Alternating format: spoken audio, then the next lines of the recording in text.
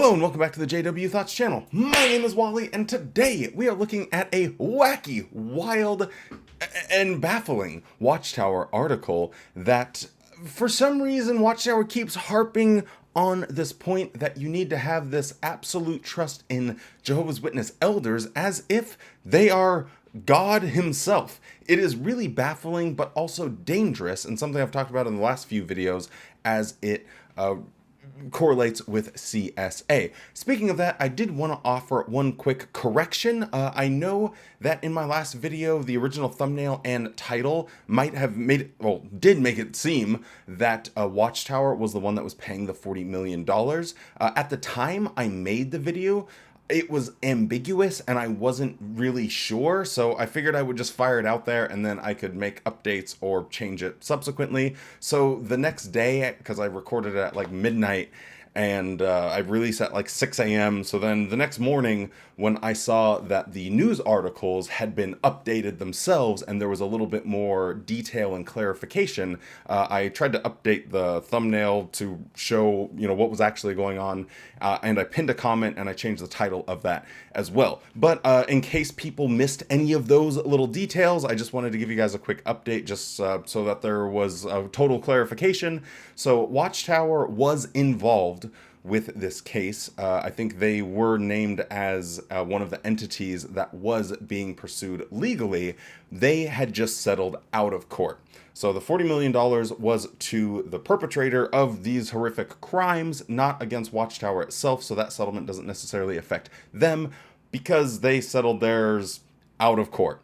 So whatever that means, if it's millions, tens of millions, we don't really have any information because it was settled out of court. But make no mistake, Watchtower did pay for their crimes against humanity, for their stupid policies that they have. So I feel most of the information still remains intact for that reason. So that's why I didn't take the video down or anything, but yeah, anyway, so just so everyone has clarification on that, and maybe you missed the pinned comment after there was more information, but yeah, Watchtower settled out of court, and that $40 million was towards the Jehovah's Witness that was the one committing the actual crimes. Yeah, and that is just one of those things where it's like, well, I was working with the information that I had at the time of making the video, and I saw in the comments a lot of people saying, well, no, it's not this, but that was the next day when there was more information available, and I saw that. So yeah, anyway, tried to make the corrections as quickly as I can, but I am only one simple little guy and trying to do the very best I can. Anyway, with all of that being said, let's get into this Watchtower article because it is absolutely fascinating. Let's do it.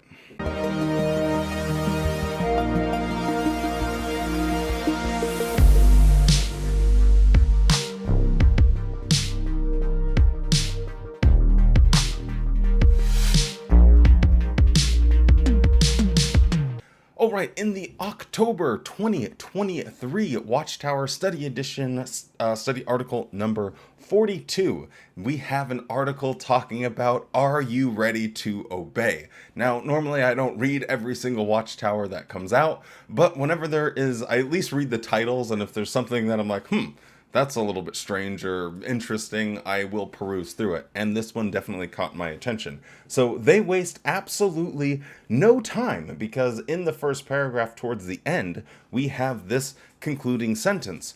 We must put forth effort to obey Jehovah and those whom he has appointed to a position of authority. So we kind of can see the trajectory that this article is going to have. And then in the second paragraph, we see this weird psychological game that they play where they tell you to read James 3:17 so that way you think it's coming from the authority, the Bible. The Bible comes from God, these words coming from God, and I just want to read the whole thing. The inspired writer James said that wise people are ready to obey. Think of what that means. We should be eager and willing to obey those whom Jehovah has entrusted with a measure of authority. Of course, Jehovah does not expect us to obey someone who asks us to ignore his commands. So they're really setting it up here. Obedience isn't necessarily just what's in the Bible, stick to what that says. It's those who he has entrusted with a measure of authority. Well, what the heck does that even mean? Well, the rest of the article is going to make that explicitly clear. And paragraph 3 continues. We may be more inclined to obey Jehovah than to obey a human. After all, Jehovah always gives perfect direction. That is hardly the case with humans who have authority. Even so, our Heavenly Father has given a measure of authority to parents, government officials, and elders. When we obey them, we are really obeying Jehovah. This is the real problem here. When you are saying, if you are obeying an elder, you are really obeying Jehovah. That is a dangerous proposition, as has borne out over the last few weeks when we have cases where there are elders that are predators among the Jehovah's Witness organization. So to say that is irresponsible. You cannot say, well, no, we have to obey elders just like we would obey the Bible, just like we would obey God, because there's at least some percentage, whatever that percentage is, there's some percentage of elders that are predators. They are preying on people. So this is a completely irresponsible thing to say, and it's ridiculous whenever Watchtower tries to do this goofy goober song and dance where they say, well, elders, they're not paid employees. We're not really responsible for their actions. Piss off. Children are in the audience. Young children. Because all Jehovah's Witness meetings, everyone is in the exact same auditorium. So as soon as you are a tiny little child where your ears are just open to the world and you are trying to grasp an understanding of what the heck this thing is all about, you are being told from that precious, delicate age that these men, these elders, and you know their names, you know who they are, they're always on stage, they're easily identifiable as elders, they are people that you can trust. When Watchtower knows that at least on some level, that is simply not true. So if you weren't satisfied with the appetizer, here is the main course. Dropping down to the subheading, Obey Direction from Jehovah's Organization. Paragraph 15 says this: Jehovah asked us to be obedient to those who are taking the lead in the congregation. Although our leader, Jesus, is perfect, those whom he uses to take the lead here on earth are not. Quick side note, what an easy way to get out of anything. Be like, hey, Jesus is the leader, not me. Well, where's Jesus? Well, he's ruling invisibly in heaven.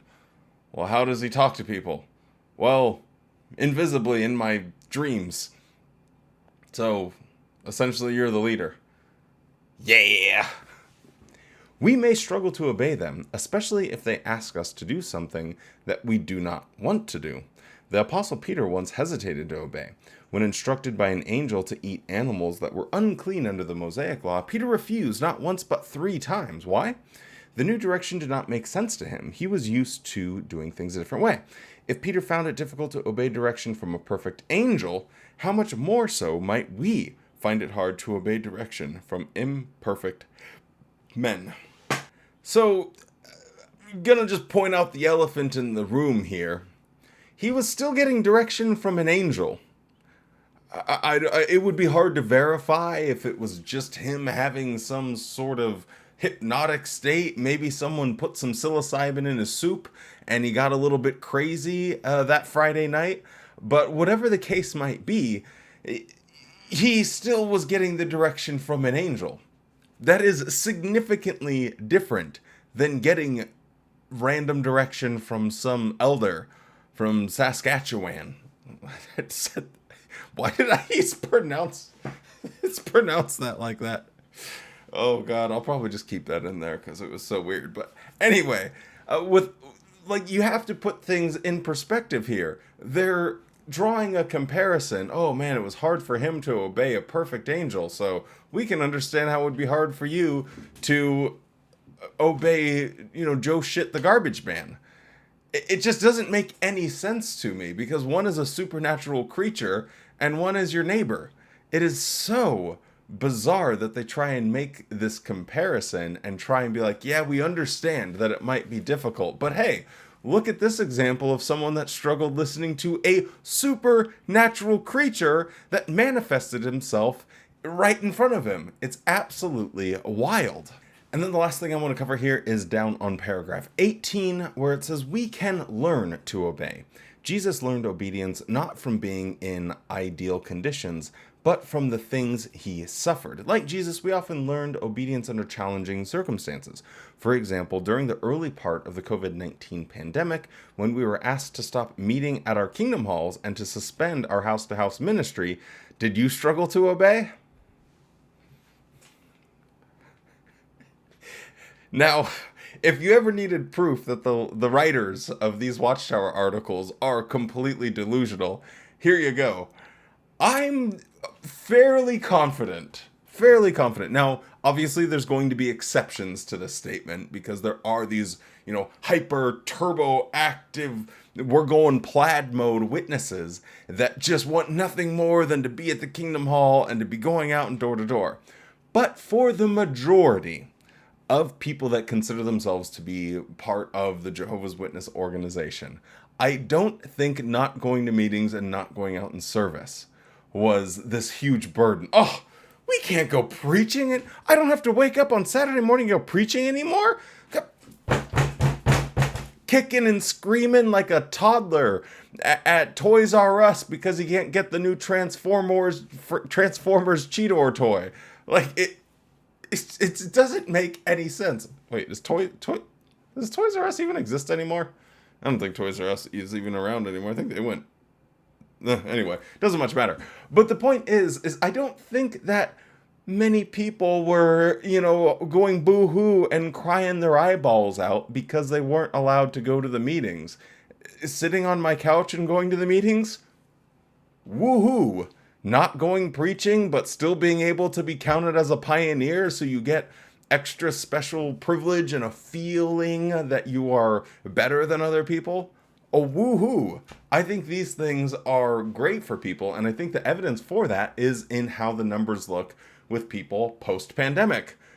It's harder for them to get people into the Kingdom Hall. It's harder for them to get them to go to the conventions. It's harder to get people to go out in service because it is terrible. It's awful. People don't want to do it. So this is just actual delusion on this page here. But let's continue. Yet your obedience protected you, united you with fellow believers, and pleased Jehovah. All of us are now better prepared to obey any instruction we receive. During the Great Tribulation, our lives may depend on it. So this is the real kicker to the whole shebang. Jehovah's Witnesses are constantly being primed to do anything that Watchtower tells them to. They say it. We need to be willing and prepared to obey any instruction, even if it's unreasonable, even if it doesn't make sense, even if you're like, this is just coming from another imperfect person. Why would I listen? No, just obey and listen. And that is a massive issue and problem because you don't know exactly. You can never know what sort of instructions that they might give to people. They could wake up one day and take a vote and say, hey, the end is at this date. We need you to sell all your property and donate everything to Watchtower. And there will be a significant, not all, but a significant amount of people that will go along with that. Do I think they're going to do that? Probably not, because that's a big gamble to play. But whatever weird, goofy instructions that they might give that would negatively affect people's lives, they are being primed, even as children, to listen. And as I said before, a major issue with this narrative that they're constantly pushing of obey no matter what is the trust in elders and in the congregation's ability to protect them, because when the elders in the congregation are synonymous with the almighty, powerful man in the sky that is controlling time and space and can save you from any situation, that might put you in a compromised position, and it might make you do things you otherwise wouldn't. I see a lot of people in the comments, if I release a video talking about CSA, and saying, well, why as a parent would you do this? Well, why as a parent would you ever leave your kid alone with these people? Well, this is why. Because they have this delusion. I agree with you. As a rational person, you would never do that. But we're not dealing with people that are rational, because most Jehovah's Witnesses are born into it, and they are being fed this information from birth, that the elders and the congregation and the governing body and the organization is trustworthy and it is necessary. As it says right there at the end, our lives may depend on it. Your life is on the line. So don't you dare ever think for yourself and disobey anything that an elder, the congregation, or the organization might say. And that is really where the problem is. And I believe it needs to be highlighted more and more, especially when these court cases are coming up and Watchtower is trying to say, well, we don't have anything to do with the Christian congregation of Timbuktu. Like, that has nothing to do with us. So I don't know what you want us to do. We're not legally, liable for any of this. And then they'll settle things out of court. Maybe it's because you have been telling people for decades, and you continue to tell people that they need to trust the elders because they are representatives of the organization, and the organization is a representative of God. And that pyramid, that chain of command, is super important when it comes to secular authorities trying to figure out what the hell is going on inside this organization, because it gives you a better understanding when the organization just tries to say, hey, this has nothing to do with us. Well, now you can actually track the pyramid scheme and see it for exactly what it is. A doomsday cult that is pumping this narrative into the minds of all of their followers, including innocent children. And that is a big problem. Anyway, hope you guys enjoyed this. A little bit different. I will be jumping back into convention videos. I've just had a lot of stuff going on, and there's been other news that I thought was more relevant that we should talk about and discuss. So that's why I haven't gotten into the convention. But don't worry, we will finish the convention here probably in the next, I would say, week or 2 weeks. Probably in the next 2 weeks. I won't hold myself to 1 week because I might not be able to do it in that time. But anyway, if you're still around, don't forget to drop a like on the video and subscribe to the channel. With all that being said, stay safe, be kind, and don't forget to smile. And you better have a good ass day.